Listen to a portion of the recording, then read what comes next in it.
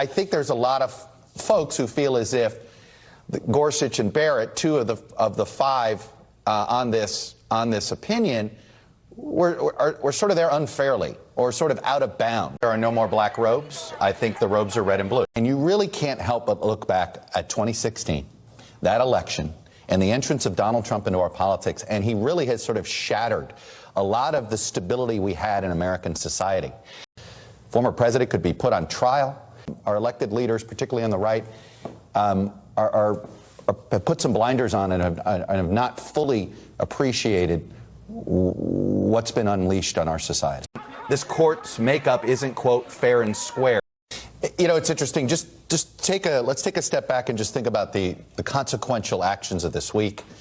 The two Supreme Court rulings that that undid. One law was 110 years old. This one is 50 years old.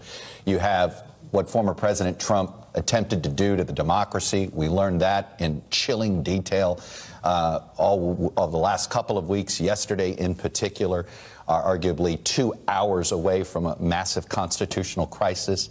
Throw in what the divisiveness that Donald Trump has created in the immigration debate.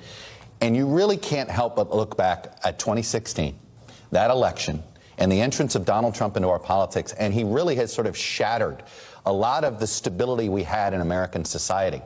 He has been the linchpin of shattering our stability on reproductive rights, our stability on immigration, our stability even in some ways, obviously, on the democracy. And we're in a rough place as a country and as a society. We're not just polarized.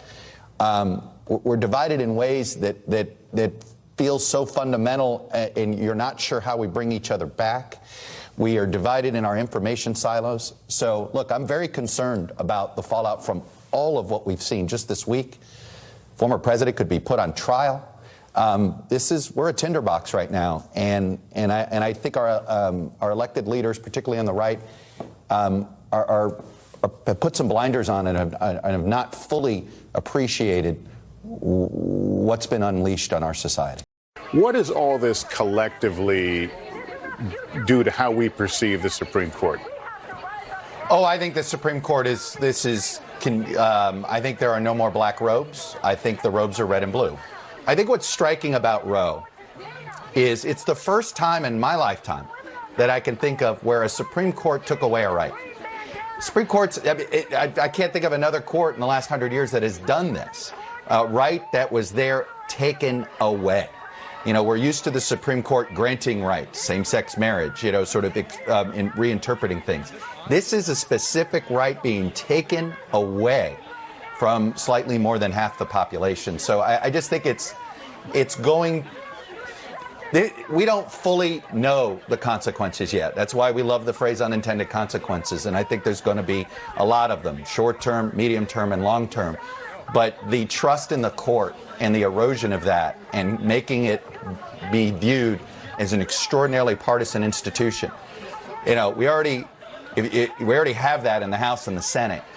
And I think now, particularly what happened this week, particularly how Donald Trump appointed the Supreme Court, how he went about it, particularly and the whole Scalia thing with McConnell and all that, there really is a lot of people who believe this is a rigged court.